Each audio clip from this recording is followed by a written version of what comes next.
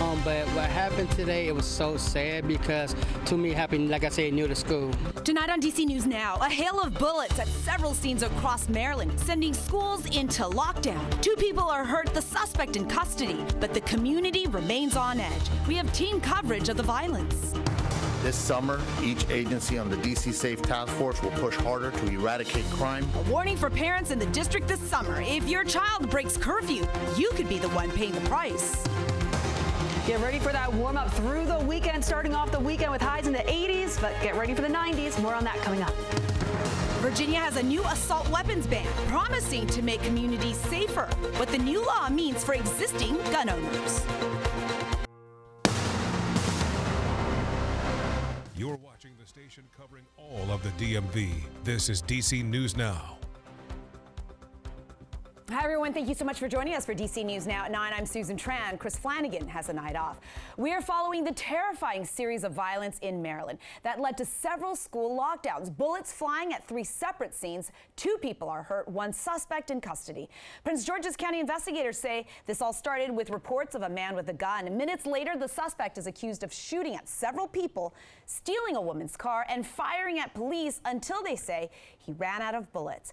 We have team coverage for you tonight. DC News Now's Yamri Sase has reaction from neighbors where the suspect is accused of firing at several people. But let's get started with our Daniel Hamburg live with us here in the studio with the very latest on this very complicated investigation. Daniel.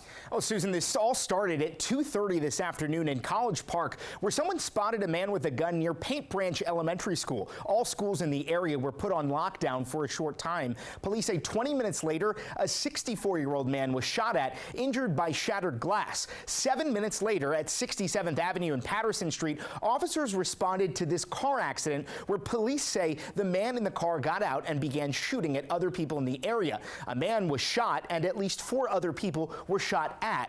Shortly after that, at Kenilworth and Good Luck Road, another woman was shot at and carjacked. An off-duty Prince George's County police officer who was unarmed in his personal vehicle saw the carjacking and followed the suspect, relaying information to police. In the 900 block of Edmonston Road, police say the suspect got out of his car and shot at the off-duty officer. When U.S. Park Police arrived, the suspect pointed his gun at them, but police believe he was out of bullets and dropped his gun. He was taken into custody with no additional shots fired. Prince George's County Police Chief George Nader says that off-duty officer's actions were heroic. He, even after was shot at, he was unarmed, but still understood the magnitude of this incident and the threat to the community, still engaged with the apprehension with the United States Park Police. I've not seen bravery like that in my 33 years of service. The 2 victims are expected to be okay. The suspect was also taken to the hospital for injuries from the car crash. He's expected to face charges of attempted murder and carjacking. Police are asking anyone if you are a victim or a witness to give them a call. In the studio, Daniel Hamburg, DC News Now. Daniel, thank you. Now, the violent rampage forcing several schools into lockdown and so many families on edge. DC News Now's Yamri Sase joining us live there in East Riverdale, where hours ago there was gunfire that was ringing out along those neighborhood streets, Yamri. Yeah, that's right. It's still an active scene directly behind me. Police are still investigating. Now, this is where police say that the suspect crashed into another vehicle. You can see one car right here is overturned. This all happening right after the suspect came out of the car and then started opening fire. Now, this is just one of several scenes connected to today's violence. And many people who witnessed the aftermath say they were shocked that something like this could happen in their community. At the same time, they're definitely grateful for how the quick response from police and school officials to help keep students and residents safe. To me, hearing that today is so sad. Heartbreak and concern after a violent day in Prince George's County. Kind of upset because they should not do that to people. Police say the chaos today started at 2:30 with reports of a man with a gun. That eventually led to multiple people being shot at, 2 people hurt, and a shootout with an off-duty officer. The situation came to an end right in front of Dora Kennedy French Immersion School, one of several schools placed on lockdown during the rampage. One of my neighbors, I don't know, I'm not gonna tell you their name, but they say they heard a gunshot in front near the school. So I came out here and I'm making sure everything was okay. What happened today, it was so sad because to me, me it happened, like I said, near the school. The violence left many parents on edge. I was a little scared. People in the neighborhood say they were shocked after learning what happened, but many also praise police and school officials for their fast response. Unfortunately, crime is going to happen, but I commend the school, the principal, the local officials, and everybody being on top of everything, making sure the kids are safe. You just got to stay prayed up, watch your surroundings, be aware of what's going on. Now, again, this is an ongoing investigation. They're asking if anyone has any information or even witnessed what happened. You are encouraged to contact police. We're now reporting live in East Riverdale. I'm Yamari Sase, DC News Now.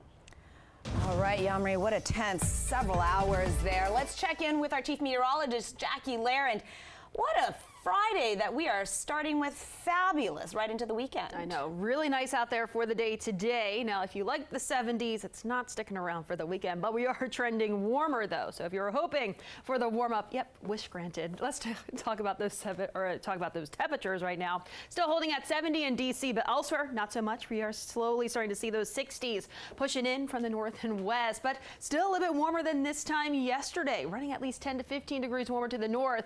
Farther south, about 2 to even close to 5 degrees warmer than this time yesterday evening. Overnight tonight, though, we are dropping back upper 40s to low to mid 50s. So that's what we start off the day with tomorrow morning. At sunrise tomorrow morning, just a little bit before 6 o'clock in the morning. Starting off with those 50s, we'll be upper 60s by 10 a.m. Should be into those lower 80s by the middle of the afternoon. Yes, we're tracking those 80s out there for your Saturday. Also tracking the 80s on Sunday, but likely closer to that 90-degree mark on Sunday. If we don't reach it on Sunday, we're trending even hotter to start off that next work week. So get ready for more 90s in that 7-day forecast as we start off that next work week. So I'll go over those details. Look at the rest of that 7-day coming up. All right, Jackie, looking forward to that. Thank you. The governor in Virginia is signing the assault weapons ban, which is already getting so much pushback from the NRA. This is a new law that will make it illegal for anyone to import, buy, sell, manufacture, or transfer an assault-style gun. With some exceptions, there are gun rights advocates, though. They say it's a violation of people's Second Amendment rights, while proponents call the new ban a way to make sure that communities are safer and cut down on dangerous weapons that could cause maximum harm. Reassuring parents, teachers, brothers and sisters, and everyone that your kids will be safer in public places, they will be safer in schools. Of course, criminals who do not care about the law and do not care about arbitrary gun control laws are going to continue to illegally purchase these firearms. We don't believe in criminals being allowed to outgun law-abiding citizens. In a statement, Governor Abigail Spanberger, writing in part, firearms designed to inflict maximum casualties do not belong on our streets. Now, the law does allow current owners to keep them, and the ban starts July 1st. DC News Now is your local election headquarters. The Supreme Court has rejected bids by Virginia Democrats to restore voter-approved congressional maps. The redistricting would have created 10 House seats favoring Democrats and just 1 likely to lean Republican. The Commonwealth Supreme Court had ruled the maps unconstitutional, saying lawmakers did not follow proper procedures. This is the latest blow for Democrats since President Trump started the early redistricting efforts last year. New tonight, My Miss Mo wins the Black-Eyed Susan race there at Laurel Park. It is the lead up to the Preakness in Maryland, which is being held there tomorrow at Pimlico, as Pimlico course in Baltimore is now under construction.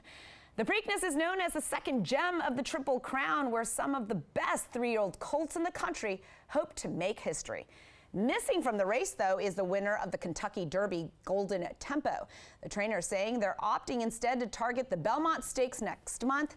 This marks the 3rd Derby winner in the past 5 years who have bypassed the Preakness. So once again, no Triple Crown is on the line. Now, keep in mind there are road closures in place. Maryland leaders saying you should expect delays on Washington Boulevard, Laurel, Fort Meade Road, and Pontet Freeway. New restrictions, they are in place through tomorrow. President Trump is proposing yet another passion project to leave his mark on the district, posting on social media that he wants to create the National Garden of American Heroes, and it would be located here in West Potomac Park. He says it would be filled with roughly 250 life-size statues of presidents, religious figures, and sports stars. He signed this executive order back during his first term, but it languished under the Biden administration. Congress, though, passed a $40 million last year for the proposal, and there are still plenty, though, of lingering questions over timing, cost, and support.